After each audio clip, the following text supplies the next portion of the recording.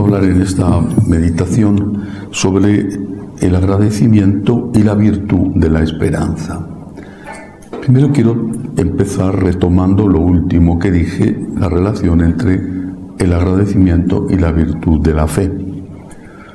Os comentaba que la fe en la existencia del Dios y del Dios Todopoderoso es natural, es instintiva, ha estado siempre presente en la historia humana. Y si es verdad que se requiere fe para aceptar esa existencia del Dios Todopoderoso, es un requerimiento muy pequeñito. De hecho, desde mi punto de vista, no se debería de hablar de fe, porque es bastante evidente. En cambio, sí resulta más difícil, y en algún momento resulta muy difícil, la fe en que ese Dios todopoderoso, misericordioso, justo, es Padre y es amor. Resulta difícil, especialmente en los momentos en que estás sufriendo, estás suplicando ayuda y la ayuda no viene. Ese es el momento de la confianza, que es el otro aspecto, el aspecto, digamos, cordial del corazón de la fe.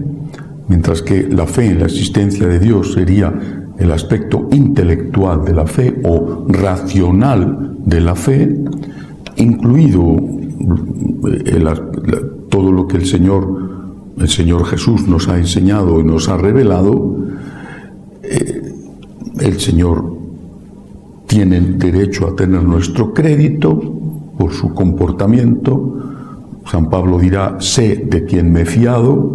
Vale, el Señor me enseña estas cosas y yo intelectualmente las acepto.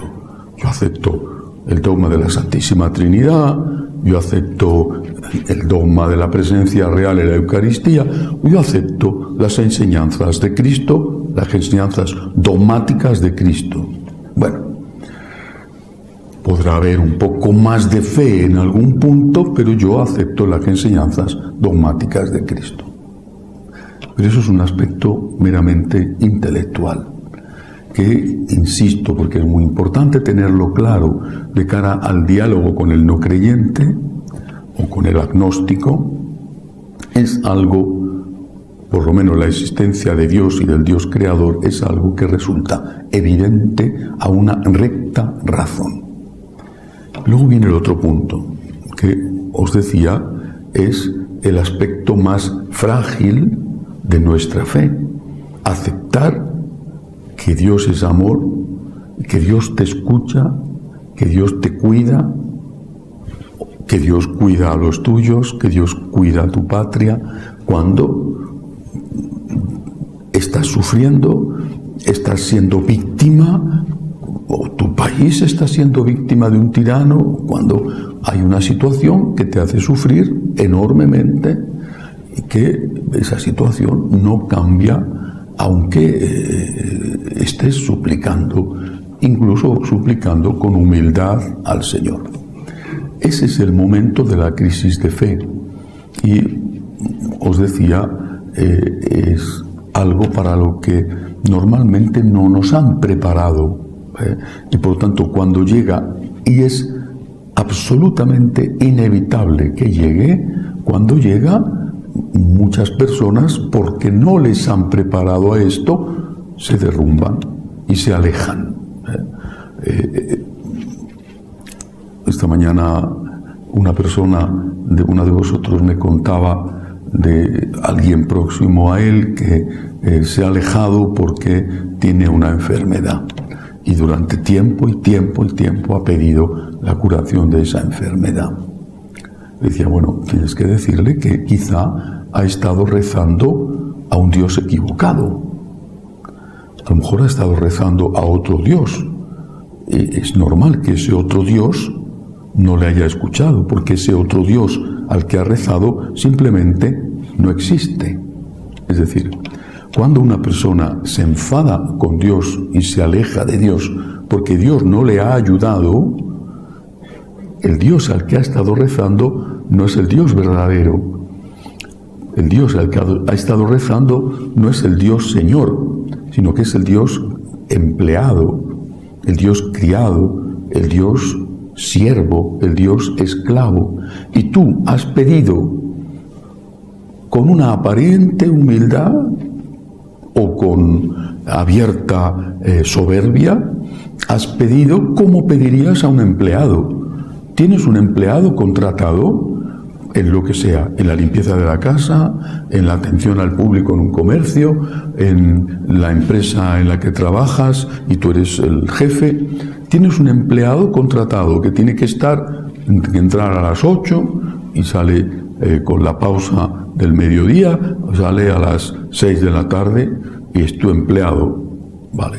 Si tu empleado llega tarde, o tu empleado pierde el tiempo, o tu empleado no es laborioso, tú le dices a tu empleado, estás despedido.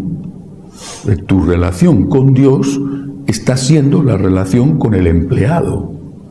Estás despedido porque yo te tengo aquí para que tú soluciones este problema. Tú estás a mi servicio.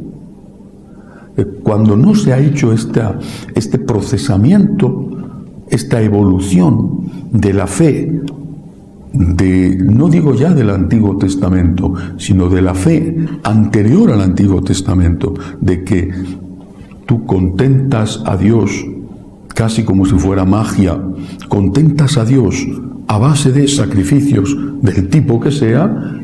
Entonces, en el fondo tú no has creído nunca en el Dios verdadero. Te has alejado de un ídolo que tú te has creado. Te has alejado del ídolo. ¿Por qué? Porque el Dios en el que tú creías era un Dios esclavo tuyo. Era tu siervo. Y cuando no te ha dado lo que tú querías recibir, simplemente a este esclavo tuyo, a este siervo tuyo, le despides. Es normal que Dios no te haya escuchado, porque no estabas hablando con Él, estabas hablando con otro que no tiene nada que ver con Él. Pero incluso, aunque tú estés hablando con el Dios verdadero y que sepas que es el Señor y no es tu empleado, que es tu padre y no tu siervo, tu esclavo, aún así se va a producir una crisis. Esa crisis es mucho más fuerte y conduce inevitablemente al alejamiento de Dios si tú has tenido una mala concepción de Dios. El Dios empleado, el Dios criado, el Dios esclavo. Pero aunque tú creas en el Dios verdadero y sepas que Él no está a tu servicio, que Él es tu Señor y no tu esclavo, y que Él es todopoderoso, pero precisamente por eso es más grande que tú y tiene unos motivos que se te escapan y que tiene que ser así porque es más grande que tú. Esa es la respuesta que da Dios en el Antiguo Testamento a Job, que es la primera vez que esta cuestión se pone por escrito en el libro de Job.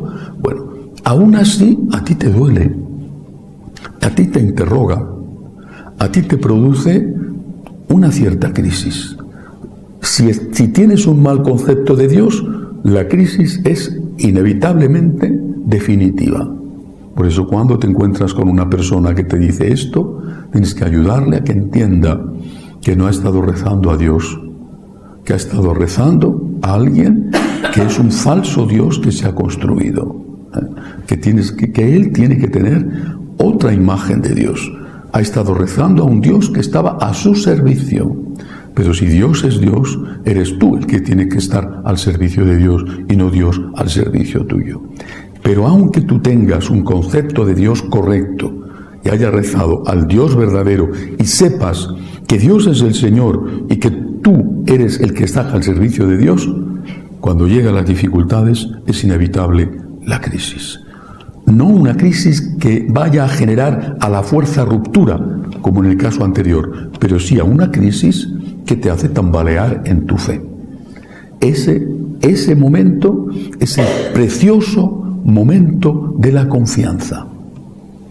Y esa confianza, ese decir, me fío de ti, esa confianza va a nacer exclusivamente si tú te has entrenado, va a ser posible exclusivamente si tú te has entrenado previamente en el agradecimiento. Yo, por agradecimiento a Dios, acepto cumplir los mandamientos que el Señor a través de la Iglesia me dice que tengo que cumplir. Por agradecimiento acepto cumplir esto. Yo, por agradecimiento a Dios, le digo al Señor, me fío de ti. Tú ahora no me estás pidiendo que cumpla unos mandamientos. Vete a misa, da limosna, no mates. No me estás pidiendo esto. Eso también, pero no es esto lo que me estás pidiendo. En este momento lo que me estás pidiendo es que me fíe de ti. Si yo por agradecimiento cumplo la ley moral, ahora lo que tú me estás pidiendo es que tenga confianza. Y que tenga una confianza a veces ciega. A veces es lo que se llama en la evolución de la relación con Dios, algunas personas lo han tenido, es lo que se llama la noche oscura, ¿verdad? Es así, es cuando todo asidero a Dios se va desapareciendo, se va diluyendo y te encuentras en la noche oscura. No ves a Dios, no ves a Dios, no entiendes a Dios, no ves a Dios. Él ha desaparecido de tu horizonte, Él era tu sostén, era tu apoyo, era tu suelo firme donde ponías los pies y allí podían caer sobre ti lo que fuera, pero tú estabas sólidamente instalado sobre Dios. Ahora eso ha desaparecido y te encuentras en medio de la oscuridad sin un asidero al que agarrarte, sintiendo incluso a veces no solo psíquicamente, sino a veces que hasta físicamente, sintiendo que te hundes. No tienes a nadie en el cual apoyarte de una forma tan firme y tan definitiva como te estabas apoyando en Dios. Incluso aunque tu alrededor estés con personas que te aman y que te quieren y que en medio de tu crisis, tu angustia, siguen manifestándote su amor, es una ayuda parcial, relativa, porque quien de verdad te puede ayudar es el que es Dios y es el que se ha escondido, ha permitido que esa circunstancia ocurra y que tu relación con Él, que nunca se ha roto, pero tu relación con Él a ti te parece que se ha roto. Los santos saben esto y los místicos saben esto, y en la vida de todo santo, de todo místico, con mucha probabilidad, más pronto o más tarde, esto tiene que ocurrir.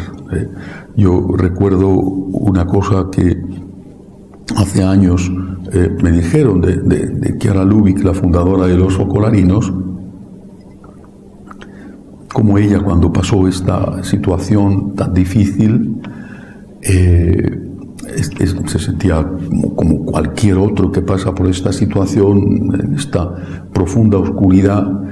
Uno de los puntos de la espiritualidad de los socolarinos es el abrazar a Cristo crucificado, Jesús abandonado, le llaman ellos, abrazarle por amor a Él, unirte a Él, encontrar en ese dolor, en ese sufrimiento, la posibilidad de unirte a Él.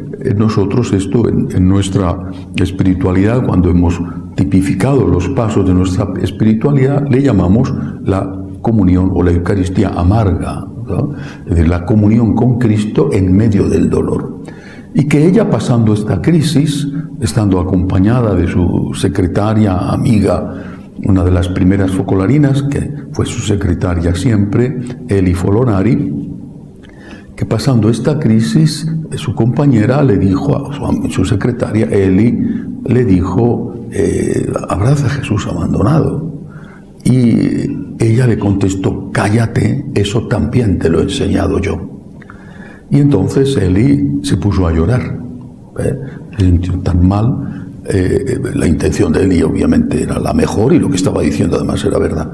Eli se puso a llorar, entonces Chiara Lubich, al ver el daño que le había hecho a aquella persona tan buena, salió y reaccionó, y a partir de ahí fue capaz de empezar de nuevo esa relación con Dios que se le había oscurecido totalmente.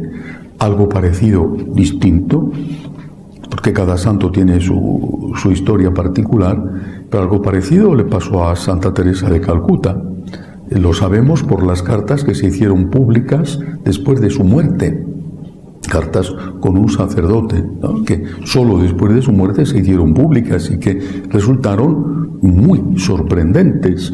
Ella cuenta, a este sacerdote le cuenta que tuvo su momento de iluminación, de ser llevada en brazos, eso se llama el momento de la iluminación, cuando ella viajaba en tren y entonces en la India siente al Señor que le pide que deje la congregación de religiosas de la enseñanza, donde ella era una monja, y una monja muy bien considerada, para meterse en la aventura de dejar esa seguridad que te da pertenecer a una institución.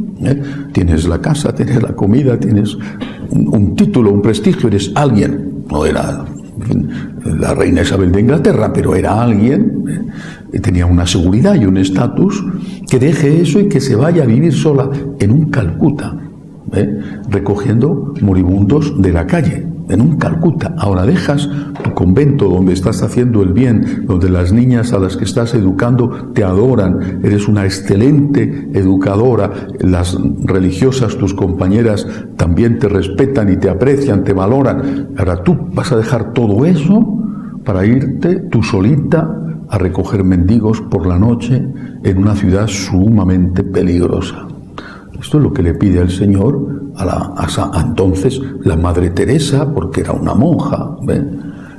Y dice que el Señor la llevaba en brazos y que aquello que era peligroso a ojos vistas, era evidente que era peligroso, sin embargo el Señor la llevaba en brazos.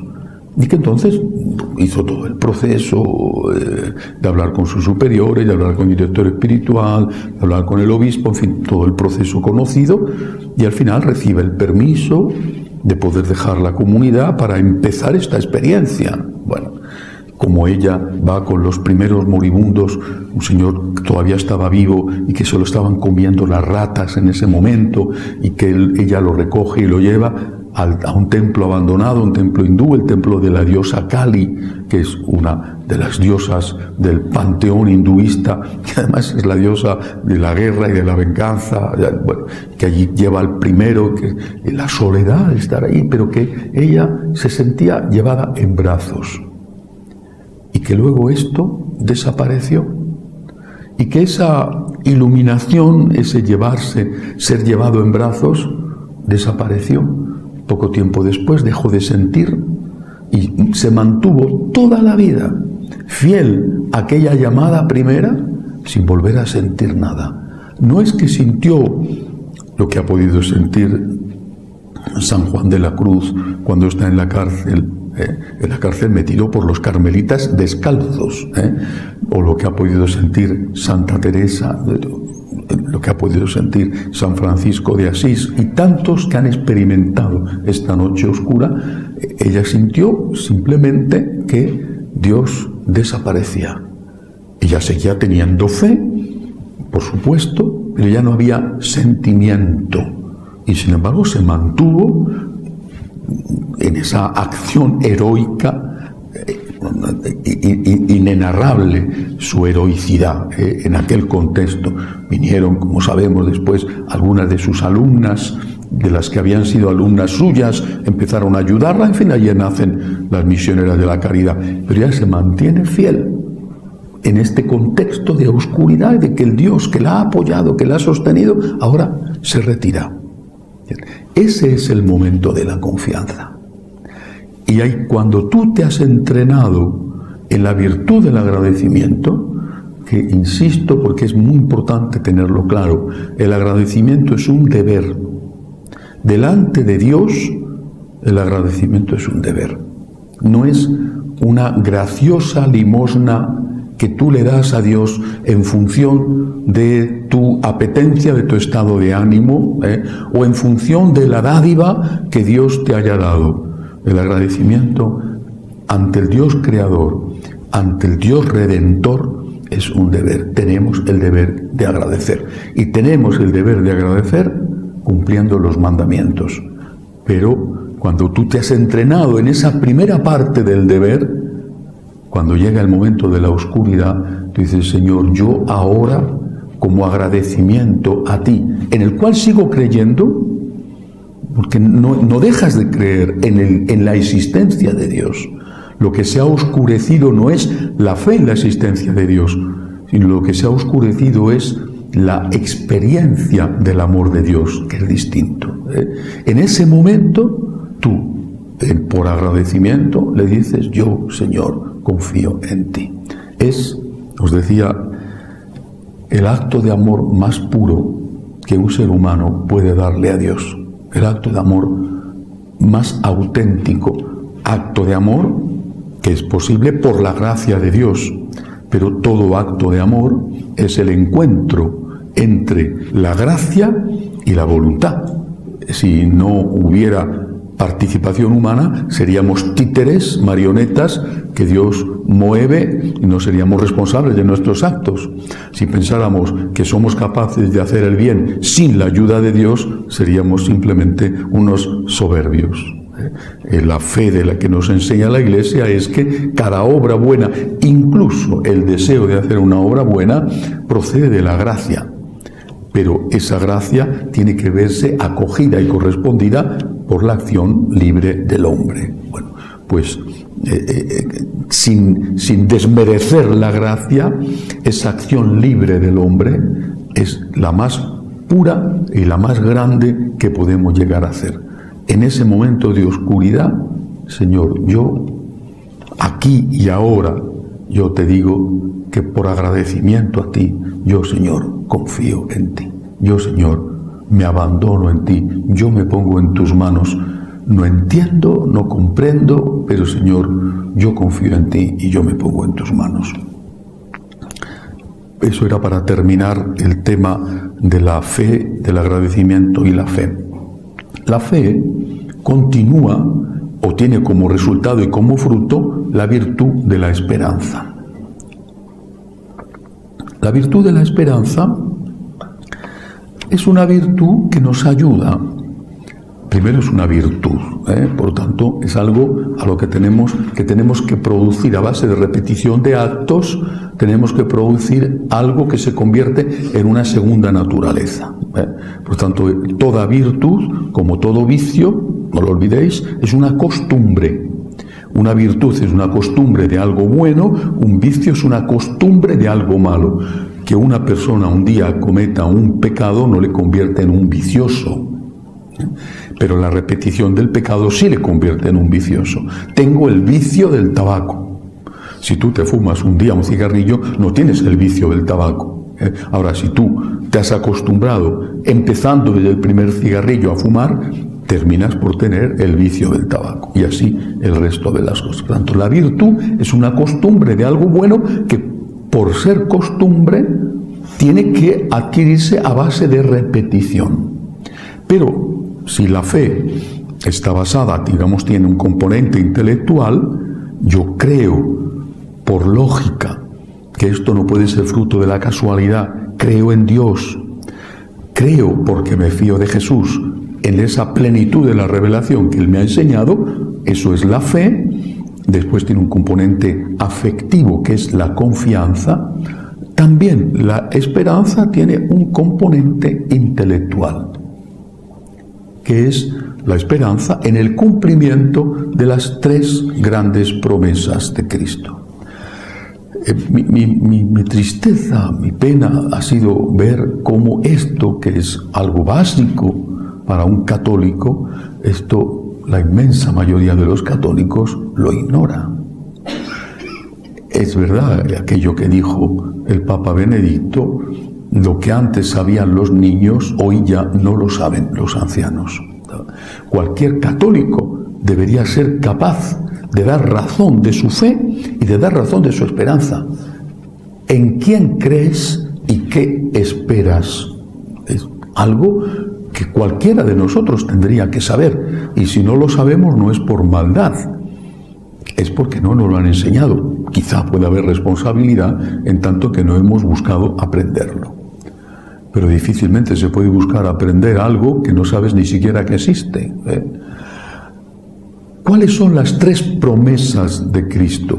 Para hablar del agradecimiento y la esperanza, primero hay que saber qué es la esperanza, lo mismo que he hecho antes con la fe.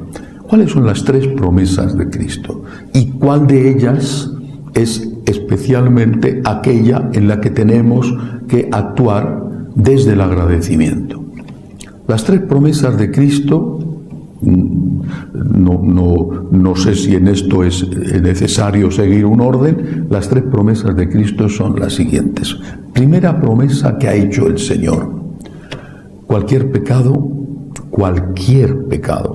sea cual sea el pecado, cualquier pecado te va a ser perdonado si pides perdón.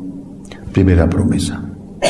Sea lo que sea que hayas hecho, cualquier pecado, si estás arrepentido, tienes propósito de enmienda, va a ser perdonado.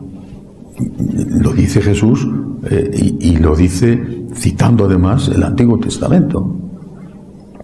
Aunque vuestros pecados, dice, sean rojos como la grana, como lana blanca quedarán.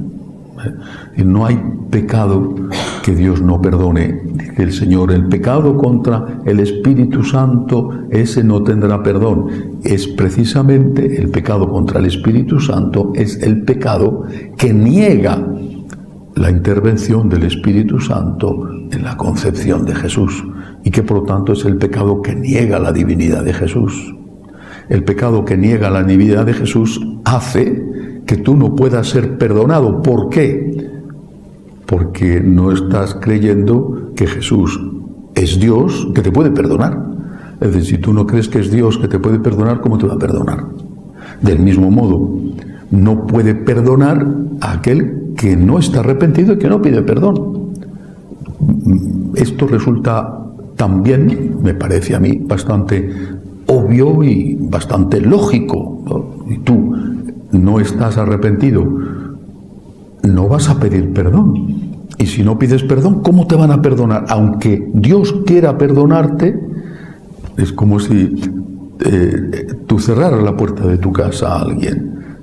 Aunque quiera entrar para darte un regalo, no puede entrar porque tú no le abres la puerta de la casa. Por tanto, en la medida en que tú le abres la puerta, Él entra y te da el regalo que te trae. El regalo que te trae es el perdón, pero la puerta tienes que abrírsela. Esa puerta se abre cuando tú le dices: Señor, perdóname.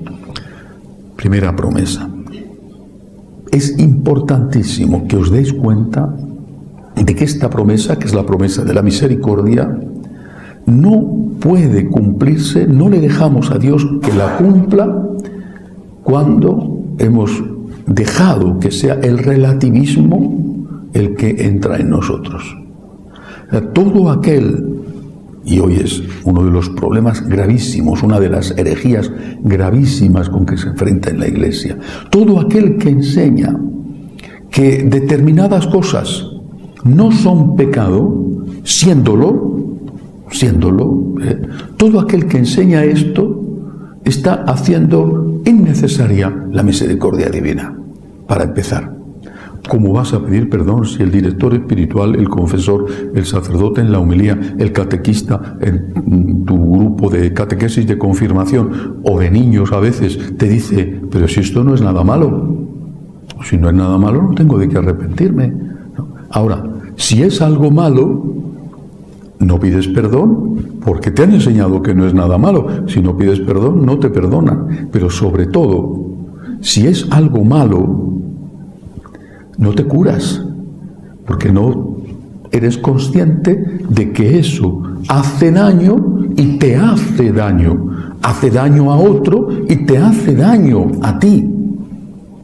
Pongamos un ejemplo de una importancia creciente entre los jóvenes, que es el uso de la pornografía online. Bueno, en el libro que he terminado ahora, el libro 11 de nuestra formación, dedicado a la apologética, he dedicado la última parte del libro a contestar a las preguntas, a las objeciones que nos hacen los agnósticos o los ateos o a veces supuestos católicos sobre algunos temas de nuestro patrimonio moral, ¿no? Esto está mal, en fin, esto no se puede hacer. Y una de ellas es el uso de la pornografía. Y yo no recuerdo ahora el porcentaje, pero es escandaloso el porcentaje de jóvenes que consumen habitualmente pornografía. Es una cosa impresionante. Yo no recuerdo exactamente ahora, pero me parece que era en torno al 80% de los jóvenes que consumen habitualmente pornografía.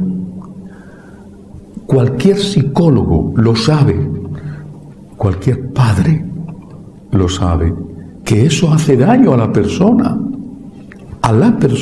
aparte de, si es una pornografía de pago, aparte de que tú estás contribuyendo a un comercio escandaloso, porque esas personas, esos actores, como las prostitutas de las calles, esos actores están pagados muchas veces por necesidad, como le pasa a la prostituta, que es muchas veces víctima de una situación donde la han introducido a la fuerza, pero para ti es espantoso, es durísimo eso, te hace mucho daño. Además estás teniendo una visión de la relación hombre-mujer que es una visión deformada, y que es una visión que te hace ver de una manera falsa cómo tiene que ser tu relación con esa mujer o con ese hombre cuando llegue el momento, por ejemplo, de convivir. No digo ya de casarte, sino de convivir. Todo está polarizado en algo que dura francamente poco. Y todo es estudio de formas y de ir a más buscando el placer, como si la relación humana entre dos seres humanos fuera una relación que tiene como único objetivo conseguir placer. Es una deformación de la relación entre las personas. Es una deformación que cuando se ha introducido profundamente en ti te va a dificultar y a veces te va a impedir tener una relación sana con el otro. No habrá posibilidad de amor porque tú estás considerando al otro como un objeto para darte placer. No estás considerándole como un sujeto al cual amar, sino como un objeto al cual utilizar. Por hablar de una cosa, por supuesto hay muchas más. La pornografía. Muy bien. Pero si a ti te han dicho que la pornografía no es malo, que no pasa nada, ¿qué haces tú? Te acostumbras a la pornografía. ¿Y qué pasa después? Tienes un vicio que es difícil de desarraigar, suponiendo que llegue el momento en que quieras desarraigarlo, que posiblemente nunca llega. Y después, incluso dentro del matrimonio, puede que estar continuando con ese vicio. Y tu relación con tu cónyuge se ve afectada, más o menos, pero se ve afectada por ese vicio adquirido, que quizás tú te has dado cuenta en un momento dado de que es dañino, pero que ahora es muy difícil que tú lo cures. Por lo tanto, ¿a qué viene esto? A deciros, el pecado contra la misericordia empieza con la mala formación. La mala formación la transmiten los malos formadores. La responsabilidad del formador, catequista, sacerdote, obispo, la responsabilidad del formador de decir esto no es malo, cuando sí que es malo, no solamente impide a esa persona pedir perdón porque no ha considerado que es malo, sino que impide a esa persona sanarse, porque el mal es mal por sí mismo.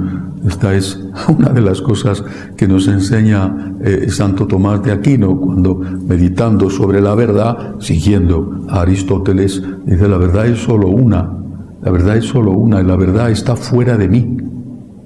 La verdad existe al margen de mí, está fuera de mí, no es en función de mí, sino que está fuera de mí. Y él define, dice, ¿qué es la verdad? La verdad es la adecuación de mi inteligencia con la realidad de las cosas. O sea, la verdad consiste en que yo aprenda cuál es la realidad. La realidad es la señora. Termina, dicho con otras palabras, termina concluyendo Santo Tomás. La realidad existe. Existe. Y además, la realidad pasa factura. Es un un viejo dicho que aprendí hace muchos años de un anciano cardenal, que seguro que a él a su vez se lo dijo a algún otro anciano, y que me lo dijo con mucha seriedad. Me dijo: aprende esto y no lo olvides. Dios perdona siempre, el hombre a veces, la naturaleza nunca. Nunca. Porque la naturaleza no es persona. A ti te pueden decir, y tú te lo puedes creer o no, pero te lo pueden decir: si tú te emborrachas cada día, es estupendo para tu hígado. Una buena borrachera diaria, verás qué hígado tan sano y tan estupendo y fuerte que tienes. Te lo pueden decir y tú te lo puedes creer. Borrachera diaria. Pero tu hígado no es una persona.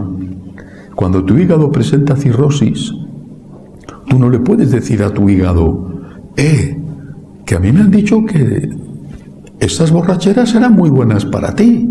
Entonces, lo siento, me han engañado, me he equivocado, ponte sano. Tu hígado no es una persona que te va a decir: de acuerdo, te perdono, mañana sano de nuevo, como si nunca hubieras bebido una gota de licor en tu vida. No, la cirrosis está.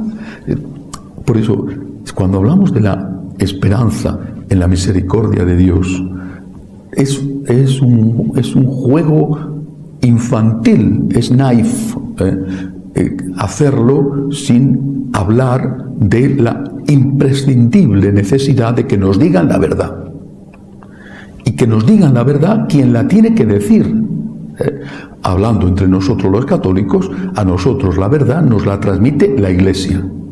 No la transmite la opinión pública o la sociología, las encuestas. No, a mí la verdad me la transmite la Iglesia.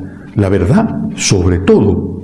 Me refiero a la verdad sobre la vida eterna, pero la verdad también sobre las cuestiones morales, qué es bueno y qué es malo. Promesa de la misericordia siempre. Hayas hecho el pecado que hayas hecho. Esto es maravilloso. Siempre hayas hecho el pecado que hayas hecho, pero con la condición de que dejes al Dios de la misericordia actuar.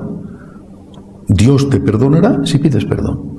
Dios no puede perdonarte si no quieres ser perdonado.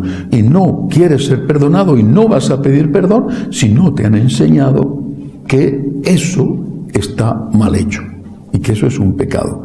Aparte de que las consecuencias para ti las tienes al margen de que pidas o no pidas perdón. Porque la naturaleza no perdona. Ligado a esta promesa de la misericordia hay un elemento fundamental y es el agradecimiento, ligado al agradecimiento, el agradecimiento por la misericordia. En nuestra deformada percepción de la realidad hemos llegado a la conclusión de que el perdón es un derecho. Eso no es cierto. No tenemos derecho al perdón. Tenemos derecho a la justicia, que es distinto. Tenéis derecho a ser tratado con justicia. Ser tratado con justicia por los jueces de la tierra y ser tratado con justicia por el juez supremo, que es Dios nuestro Señor. Eso sí que es un derecho. Tenemos derecho a la justicia. Has cometido un pecado, tienes derecho a la justicia de Dios, pero no al perdón de Dios. El perdón es un don. Cuando en nuestra relación con otras personas partimos de este concepto equivocado, se producen situaciones como esta. Has ofendido a alguien, le has hecho daño a alguien, y entonces tú le dices, de alguna manera, por cortesía o por convencimiento, le dices: perdóname. Vale. Y piensas que ya este hecho de pedir perdón obliga al otro a perdonarte. Y si ves que no te perdona, le reprochas: oye, que ya te he pedido perdón. Por tanto, la historia está zanjada. Porque si yo te he pedido perdón, tú tienes el deber de perdonarme. Yo te he pedido perdón. Tú tienes el deber de perdonarme. Y entonces nos molestamos, nos enfadamos, nos airamos, ¿no? Que ya te he pedido perdón. ¿Qué más quieres? Ya te he pedido perdón. ¿Tú te comportarías así, por ejemplo, con alguien que te pidiera el automóvil prestado, por ejemplo? Bueno, te pide el automóvil prestado y tú no te fías de esa persona o de su capacidad de conducir, por ejemplo, o lo necesitas tú, o lo que sea, ¿no? Bueno, y le dices, no te dejo el automóvil, ¿no? Y entonces el otro se enfada contigo. Dice, pero si yo no te lo he robado, te lo he pedido. Dice, muy bien, me lo has pedido, estupendo, me lo has pedido incluso con educación. Me has pedido el automóvil, pero yo no te lo dejo. No tienes por qué enfadarte. En fin, otra cosa es que el automóvil sea tuyo y que tú le dices, oye, devuélveme el automóvil. Eso es un acto de justicia. Devuélveme el automóvil. No me lo devuelves, tengo derecho a enfadarme o a poner una denuncia. Yo te estoy pidiendo el automóvil. Tú decides libremente no dejármelo. Yo no tengo derecho a enfadarme. El perdón, aunque se pida, si no se pide no se puede recibir, pero aunque se pida, el perdón no es un derecho, es un regalo que la otra persona te da y que puede dártelo o no dártelo. Lo mismo Dios. Dios nos enseña que tenemos el deber de perdonar, de acuerdo, pero porque somos cristianos, no porque ese deber nazca de la naturaleza humana. De la naturaleza humana nace el decirte lo que establecen los judíos: ojo por ojo, diente por diente. Es decir, no puedes hacer daño mayor del que te han infringido. Eso nace de la naturaleza humana. ¿Te han hecho daño? Puedes hacer daño. En cambio, de la revelación de Jesucristo, que purifica una concepción equivocada de la naturaleza deformada por el pecado original, de la concepción de Jesucristo nace el perdón como deber. Pero el otro, el que te pide perdón, tiene que saber que es un regalo que tú le estás haciendo. Y todo regalo requiere una acción de gracias. Esto es un deterioro de nuestra relación con Dios y como consecuencia de nuestra relación con el prójimo es un deterioro gravísimo. Porque cuando Dios te perdona, tú no experimentas que Dios te ha dado algo a lo que no tienes derecho, sino que tú crees que por el mero hecho de haberle pedido perdón, Dios tiene el deber de perdonarte. Dios te va a perdonar cada vez que le pidas perdón, estate seguro. Pero ese acto de perdón de Dios es un don que te está haciendo.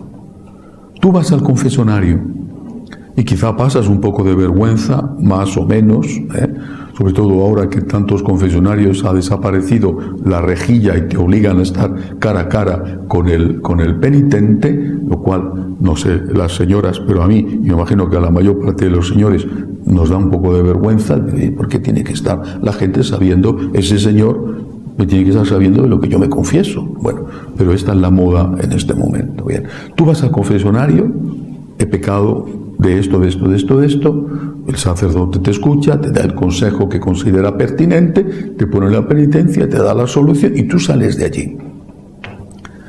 Has hecho tu confesión, has recibido el perdón, pero sales de allí sin darte cuenta de que has recibido un inmenso regalo, de que eso no era un derecho. Es un derecho porque Dios ha querido que sea un derecho para el bautizado el recibir la confesión, pero es un regalo, y es un regalo inmenso. Dios te ha perdonado y tú tienes que dar las gracias a Dios por ese maravilloso regalo de haber recibido el perdón. ¿Quién lo hace? Quizá consideramos que la vergüenza pasada al confesarnos es ya suficiente, o que esa vergüenza más la penitencia, las 5 Ave Marías que te mandan, ya es suficiente. No. Dios te ha hecho el regalo de perdonarte. El agradecimiento te lleva, una vez que has recibido el perdón y la misericordia, te lleva al acto de agradecimiento. Y el primer acto de agradecimiento, cuando se recibe el perdón, es lo que tenía que estar ya antes, pero ahora llevado a la práctica, el propósito de enmienda. Señor, yo te agradezco haber recibido algo a lo que no tenía derecho.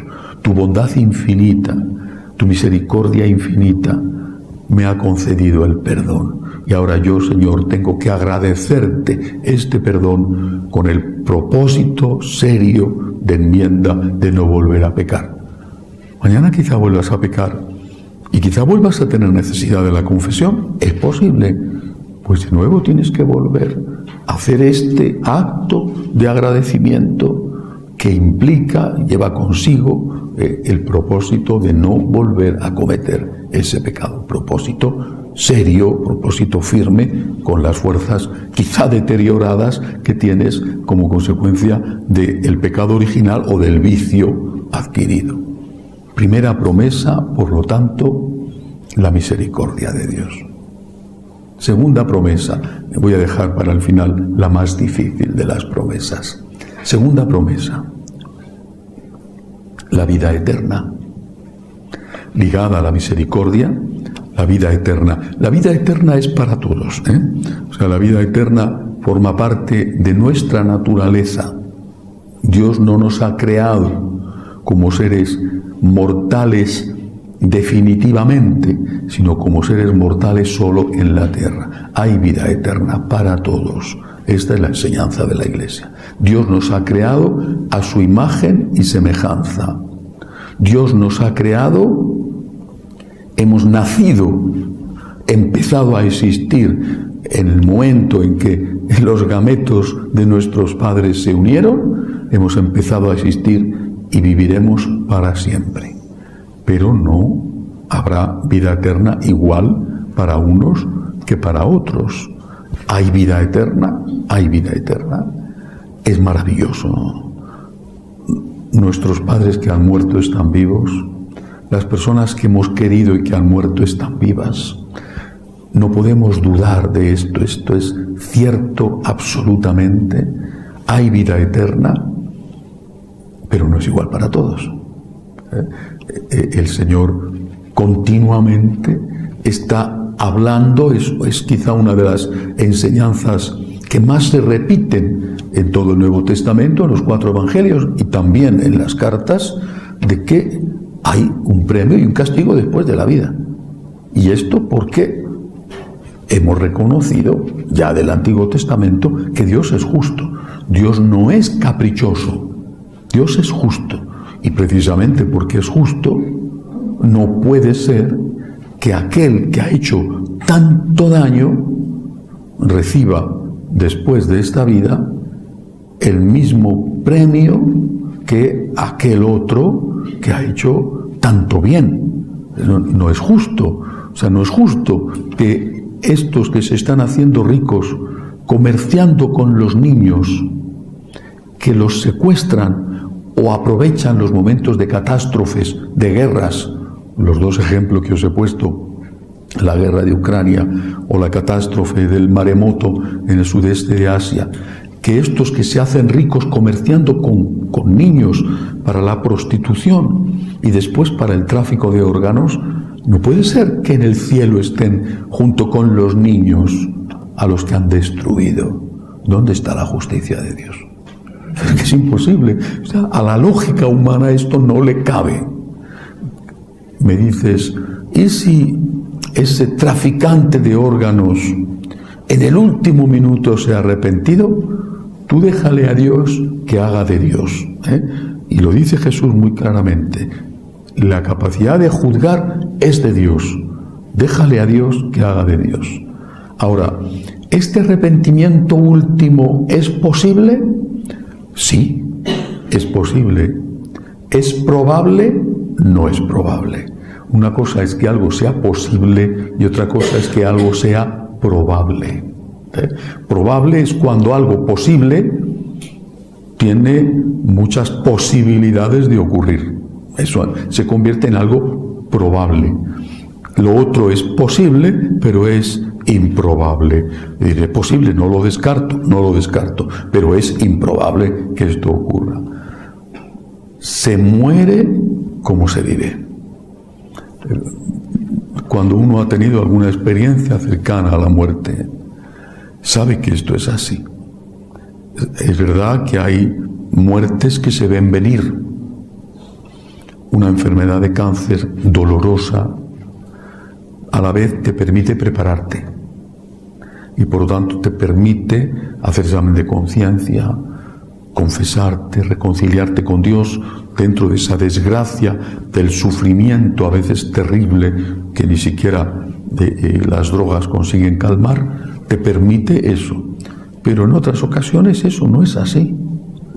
En otras ocasiones la muerte llega de súbito y no solo por el accidente de tráfico o por que el maleante suele terminar tiroteado en un callejón, sino porque viene una parada del corazón y en ese momento no piensas en nada más que ¿qué me está pasando? Y son muy pocos los segundos que tienes para decirle a Dios perdóname.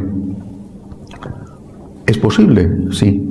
Pero una persona que no ha pensado nunca en Dios, que ha estado haciendo el mal toda su vida, ¿es probable que el último instante de su vida eleve su pensamiento a Dios? Es posible, sí, pero muy poco probable. Se muere como se vive. Por eso es por lo que decimos, hay vida eterna para todos, pero estará con Dios aquel que ha vivido con Dios, y estará lejos de Dios y con el demonio aquel que ha vivido lejos de Dios y con el demonio. Se muere como se vive, dejando siempre abierta, naturalmente, la posibilidad de que, quizá por los rezos de su mamá, en el último instante diga, Señor, perdóname, y lo diga con sinceridad, con verdadero arrepentimiento, no por miedo al infierno, en fin, el dolor de contrición. Bueno, es posible, pero es, la verdad, poco probable. Se muere como se vive. Así que hay que vivir en gracia. ¿Y por qué hay que vivir en gracia? Y de nuevo aquí entra el agradecimiento. ¿Por qué? ¿Quién sufre cuando cometemos un pecado? Por supuesto, sufre la persona a la que hacemos daño, ¿no? El ladrón, el que ha sufrido el robo, o la violación, o la calumnia, ¿no? Sufre la víctima, sufre la víctima. Sufres tú también, porque el pecado daña al pecador. El pecado mata al pecador. Mira, es la víctima, es el que sufre más. No voy a entrar en cantidades de sufrimiento, pero el pecado también hace daño al pecador, mancha al pecador. Y Dios sufre. Por eso la confesión es una confesión con Dios. Me arrepiento ante Dios, quizá tenga que a la vez pedir perdón concreto a alguien o no. No tengo que ir después a pedir perdón a determinadas personas, pero ante Dios sí, porque habiendo hecho daño a mi hermano, he hecho daño a Dios. Lo que le hagas al más pequeño de los hombres, a mí me lo has hecho, dice el Señor. Toda herida infligida a un hermano es una herida que infringes a Dios nuestro Señor. Por lo tanto, cuando una persona se da cuenta del amor de Dios misericordioso, agradece su misericordia. Cuando una persona se da cuenta de que Dios ha pagado el precio de la sangre derramada para abrirte las puertas del cielo, ¿cómo agradeces tú? Tu agradecimiento consiste en darle utilidad a ese regalo, en que la sangre de Cristo no se haya derramado en vano, en que el sufrimiento de Cristo no sea inútil. Dice San Pablo, la gracia de Dios no se ha frustrado en mí. La misericordia de Dios no se ha frustrado en mí. Mi agradecimiento a Dios por haber derramado su sangre, que me abre las puertas del cielo, lo pongo en ejercicio, lo ejecuto estando en gracia, para que esa sangre, ese amor manifestado en la sangre derramada, no se frustre, no sea inútil y siga haciendo sufrir a Dios, no solamente con los pecados cometidos, sino con una vida eterna separada de Él, que es un sufrimiento que hago al Dios infinito, al Dios todopoderoso que me ama. Agradecimiento, por lo tanto, confesándome. Agradecimiento, estando en gracia para no hacer sufrir más a Dios. En esta tierra, volviendo a la gracia, pidiendo perdón y estando limpio de pecado, en paz con Dios, cuando me llegue la hora de la muerte. Tercera promesa. De nuevo, el punto débil, el punto frágil. La tercera promesa es esta. Es bellísima la promesa. Y esa es su fragilidad. Venid a mí los que estáis cansados y agobiados, y yo os aliviaré. Bellísima promesa. Y añade, cargad con mi yugo y aprended de mí, que soy manso y humilde de corazón, porque mi yugo es llevadero y mi carga ligera. No me parece que haya un pasaje del Evangelio más bello y más difícil de entender. Más bello, venid a mí, los que estáis cansados y agobiados, y yo os aliviaré. Primero hay que entender el concepto de alivio. Ese es el punto de partida. Alivio. No desaparición de lo que te cansa y te agobia, sino alivio. 100 kilos en tu espalda, no puedes con ellos, quizá con 50 sí que puedas. O con 50 no puedes, quizá puedas con 25. Alivio. Vale, hay que entenderlo porque si no se presta a confusión. Dice que el Señor no me ha quitado el problema. No te he dicho nunca te ha prometido que te iba a quitar el problema. Te ha dicho que te iba a aliviar. Ahora, ¿cómo es posible? Y esto es lo difícil de entender. Que si una persona está cansada y agobiada y acude en busca de ayuda, esa persona que le ha prometido que le va a ayudar, le diga que cargue con su cruz. Si no puedo con la mía, ¿cómo voy a cargar con la tuya? Si la mía me está aplastando, ¿cómo voy a echarle en mis espaldas más pesos y ya no soporto el que llevo encima?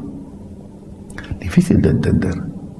De nuevo, los místicos han venido en nuestra ayuda porque ellos sí que lo han entendido y lo han practicado.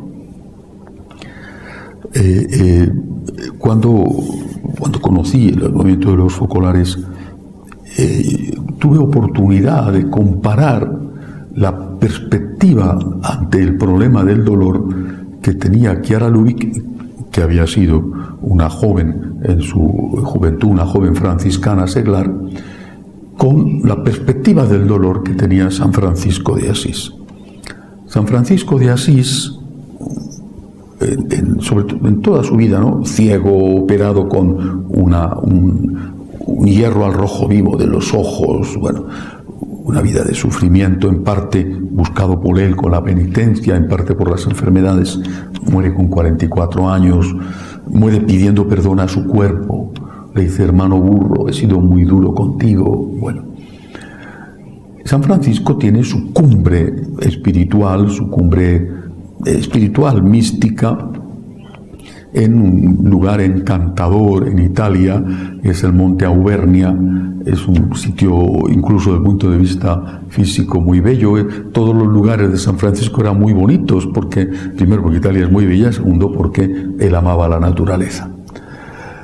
Y allí, en un momento dado, en una de aquellas cuevas, en el precipicio en el que moraban, una cueva que te descuidaba, que te ibas para abajo, es un precipicio, un cortado de más de 100 metros.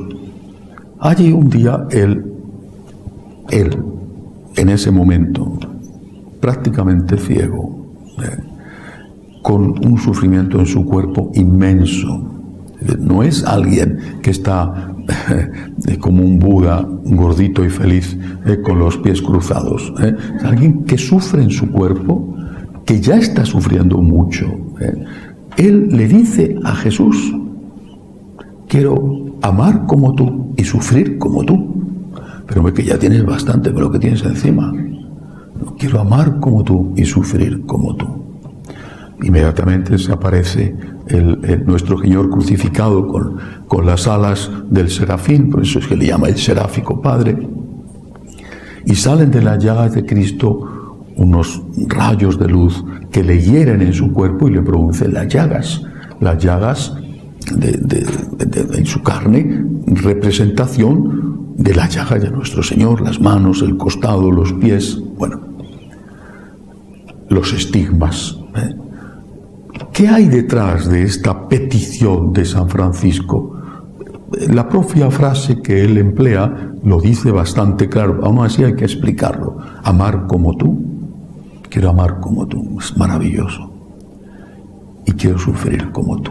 Es decir, lo que hay detrás es la imitación de Cristo. Como tú, como. ¿Tú qué quieres ser? Yo quiero ser como mi Padre. Quiero imitar a mi Padre. ¿Tú cómo quieres hacer esto? Lo quiero hacer como lo ha hecho mi Maestro. Quiero imitar a mi Maestro. Es la imitación de Cristo.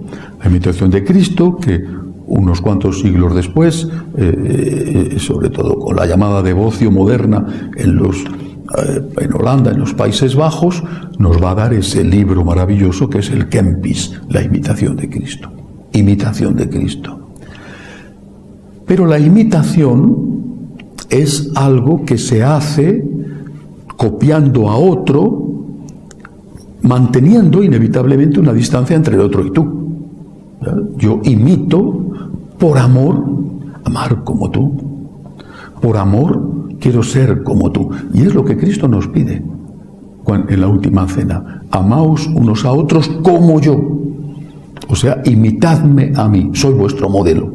Soy vuestro modelo de hombre, porque me he hecho hombre. Soy vuestro modelo de ser humano, tanto si eres hombre como si eres mujer. Soy tu modelo. Imítame. No te conformes con no hacer el mal. Tienes que hacer el bien, tienes que hacer el bien como yo lo he hecho. Soy tu modelo. Pero aún así hay una distancia. Yo por amor a ti, acepto esto. Acepto la cruz. San Francisco la pide. Sufriendo como estaba sufriendo, la pide. Quiero sufrir como tú. Vale. Dios le da los estigmas. Por amor, quiero imitarte hasta el máximo. Vale. Tú cuando tienes un sufrimiento, dices, forma parte de nuestra espiritualidad, por ti Jesús, por ti. Llevo esta cruz por ti. Por amor a ti, por agradecimiento a ti, llevo esta cruz por ti, la que sea. No dormir por la noche, estate tranquilo, estate sereno, no pasa nada, en manos de Dios. Llevar una vida de convivencia familiar difícil, estar con un enfermo, tener una vida laboral precaria, vivir en un país de locos o en un país de injusticia, lo que sea. Esta es mi cruz y yo, por amor a ti, Señor, acepto mi cruz. Imitación de Cristo, por ti, Jesús, por ti. ¿Qué es lo que yo aprendí de Chiara Lubich? Un paso más. Y yo creo que en la evolución de la espiritualidad es un paso extraordinario, no sé si definitivo, porque cada vez que uno sube a una montaña le parece que la montaña es la más alta y luego descubre que aún hay montañas más altas. Y algunos son tan tontos que piensan que por subirse a los hombros de un gigante ya son gigantes. No, perdona, eres un enano que te ha subido a los hombros de un gigante, ¿no? Por lo tanto, tú no eres más que un enano. Lo que yo descubrí cuando profundicé en la espiritualidad de Chiara Lubich, esto que los socolarinos llaman la unión con Cristo abandonado, no es el por ti, ya existía y creo que San Francisco es uno de los máximos ejemplos de esta imitación de Cristo. Por ti, Jesús, quiero ser como tú, por amor a ti, por agradecimiento a ti. Descubrí lo que significa contigo, por ti, contigo. Y solo más tarde me di cuenta de qué es lo que decimos en la misa. Cuando el sacerdote acaba el canon termina con una oración. El sacerdote, levantando el pan consagrado y el vino consagrado, dice: por Cristo, por ti Jesús, por ti. Quizá el sacerdote no sabe lo que dice y los fieles no saben lo que escuchan, pero está diciendo por ti, por Cristo, por ti, por amor a ti, por agradecimiento a ti acepto mi cruz. Está diciendo eso. Y está diciendo con Cristo. Con Cristo significa es con tu ayuda, yo no puedo, contigo, con tu ayuda. Y añade, y este es el paso definitivo, en ti, por Cristo, con Él y en Él, en ti. Hay una barrera en la imitación, tú estás allí, yo estoy aquí. Yo quiero ser un espejo que refleja tus movimientos. Quiero ser alguien que se parece a ti. Tú estás allí y yo estoy aquí. Por amor a ti, yo quiero parecerme a ti, hacer lo que tú has hecho, pero tú estás allí y yo estoy aquí. El en ti, el contigo es la gracia, el en ti es que la distancia se funde, la distancia desaparece. En ti se ha producido la unión mística. Por Dios, lo decimos todos los días en la misa, y ni el cura sabe lo que dice, ni los laicos saben lo que escuchan. En ti, Señor. Volvamos a la promesa. Venid a mí los que estáis cansados y agobiados, y yo os aliviaré. Cargad con mi yugo. ¿Qué significa? Cuando tú le dices a Jesús, esta cruz, cansado y agobiado, o sea, esta cruz que me está cansando y agobiando, esta cruz, Señor, la acepto por ti, por ti. ¿Qué hace Jesús? Esa cruz que tú has aceptado por Él, la hace suya. Es de Él, la hace suya. Tú por amor le has dicho por ti, y Él la hace suya. En ese momento ha dejado de ser tu cruz, es su cruz, y esta es la que Él te dice: cargar con mi yugo. Tú la has aceptado por amor a Él, y cuando tú la has aceptado por amor a Él, Él la hace suya. Estoy cansado, Señor, vengo a pedirte ayuda. Quiero llevar esta cruz, pero no puedo. Pero quiero llevarla, pero no puedo. Estoy cansado, me está rompiendo la espalda. No puedo más, Señor. No, ayúdame, Señor. Quiero llevar esta cruz, pero no puedo. Entonces Jesús hace la cruz suya. Es suya. Esta cruz tuya, que ahora es suya, Él te la ofrece de nuevo. Cargad con mi yugo. Ah, si era el tuyo, ahora es el suyo. Y ahora Él te dice: por amor a mí, ¿no la quieres aceptar? Y tú vuelves a decirle: por ti, Jesús. Era mía, la quería aceptar y no podía. Pero la quería aceptar y no podía.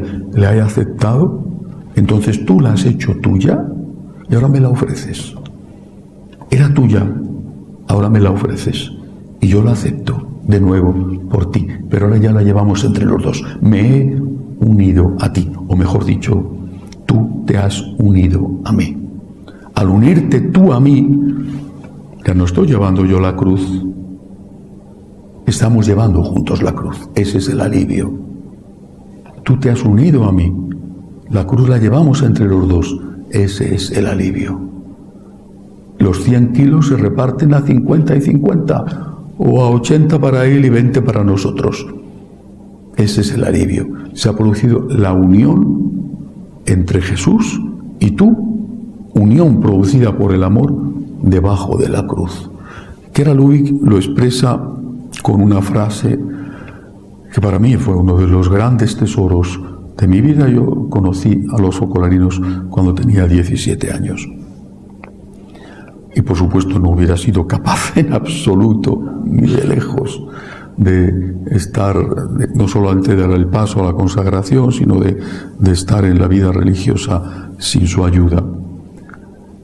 Y ella tiene una frase que ella practica, que ella enseña para estos momentos. Por supuesto que otros podrán tener otras frases, no estoy ni divinizando a la persona ni su enseñanza, pero a mí me fue muy útil. Estoy dispuesto a estar así toda la vida con tal de estar contigo. Esta es una frase. Cada vez soy menos amigos de las frases, pero esta es una frase que cuando se aplica te transforma. Por amor a ti, estoy dispuesto a estar así. Cuando, como es recientemente en mi caso, paso tantas horas en la noche, a veces noches enteras, sin poder dormir, ¿cómo consigo tener paz y no ponerme nervioso? aunque no pegué ojo en toda la noche, y una noche es muy larga, estoy dispuesto a estar así toda la vida con tal de estar contigo. Porque esta cruz es la forma de comunión contigo. Me uno a ti en esta cruz. Me uno a ti. Tú vienes a estar conmigo en esta cruz. No solamente vienes a compartirla y hacerla posible por el alivio que representa llevarla juntos, sino que te has hecho dolor, te has hecho sufrimiento, te has hecho incluso pecado, no en el sentido de que has pecado, sino en el sentido en que lo dice San Pablo, por amor a nosotros se hizo pecado. Algunos lo interpretan mal y dicen que cometió pecado, no, es distinto. Por amor a nosotros se hizo pecado en el sentido que cargó con nuestros pecados. Por lo tanto, este dolor es, en el libro que escribí hace años, donde ponía los pasos de nuestra espiritualidad, casi al principio, que titulaba Hacia una espiritualidad solidaria, ya es un libro que está agotado, hablo de este capítulo como la Eucaristía amarga, porque es amargo, no es dulce al paladar, es amargo, es decir, cuesta trabajo en medio del sufrimiento, ese sufrimiento que no puedes con él, ese sufrimiento que te destroza, cuesta trabajo decirle: estoy dispuesto a estar así toda la vida con tal de estar contigo. Esto, aparte de una frase, es posible tanto en cuanto tú le amas. Cuanto más amor o cuanto más deseo de amor, no lo olvidéis, San Agustín decía, desear amar ya es amar. Cuanto más amor o cuanto más deseo de amor, más verdad, más es posible. Te quiero. Y si tú vienes a mí a través de este dolor, yo no te voy a decir, márchate. Estoy dispuesto a estar así, con lo que sea, el dolor de cabeza, la enfermedad terrible en los huesos que me martirizan día y noche, el sufrimiento de cómo está la iglesia, el sufrimiento de mi patria, lo que sea, a veces tantas cosas a la vez. Estoy dispuesto a estar así toda la vida con tal de estar contigo, porque te amo. Ahí entra el agradecimiento, ahí entra la gratitud. Yo soy capaz, por la gracia de Dios, con la fuerza de Dios, por agradecimiento a Él, de decirle: bienvenido, bienvenido. Tú vienes a estar conmigo a través de este dolor y yo te digo bienvenido, porque quiero estar contigo. Y si la forma de estar contigo es comulgar, voy a recibir la comunión. Y si la forma de estar contigo es aceptar este dolor inevitable, cuidado, que solamente se cumplen los dolores inevitables. De lo contrario, si no tenemos esto en cuenta, caemos en un masoquismo o incluso en un sadismo. No, estás al médico, estás enfermo, tienes que ir al médico. Pero en tanto actúa la terapia, si es que actúa, tú estás pasándolo mal. Bueno, pues en ese momento tú le dices: estoy cansado y agobiado, por ti quiero aceptar esta cruz, ayúdame. El Señor hace suya tu cruz, la ha hecho suya y te la vuelve a ofrecer. Carga con mi yugo, que es suave y ligero. Y tú por amor vuelves a hacer tuya la cruz, que ahora es suya, pero por amor la vuelves a hacer tuya. Y la llevamos juntos. Pero es que además le dices: en esta cruz hay una bendición, porque estás tú. Porque misteriosamente tú estás en este sufrimiento. Y yo, por amor a ti, estoy dispuesto a estar así. Posiblemente esto es muy difícil de entender, por algo es mística, ¿verdad?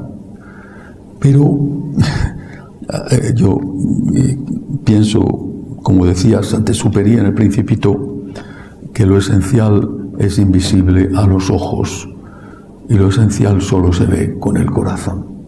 Y esto se ve y se experimenta con el corazón. La paz que te da esto.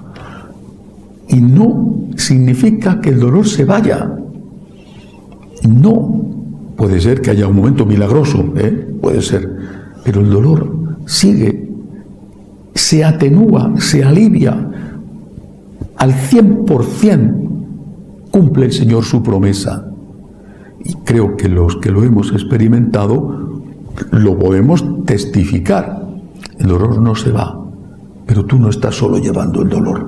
Cristo se ha hecho presente en el dolor y tú por agradecimiento a Él has aceptado esa cruz. Se la has dado por ti, la ha hecho suya, te la ofrece, la vuelves a aceptar y te unes a Él en esa cruz. El agradecimiento nos abre las puertas del cielo, porque una persona que no es capaz de agradecer no se da cuenta de que tiene que agradecer por ser perdonado, de que tiene que agradecer para poder estar con Dios eternamente y no hacerle más daño, y de que tiene que agradecer también cuando sufre porque Él no te deja solo. Que así sea. Hacemos un momento de oración en silencio.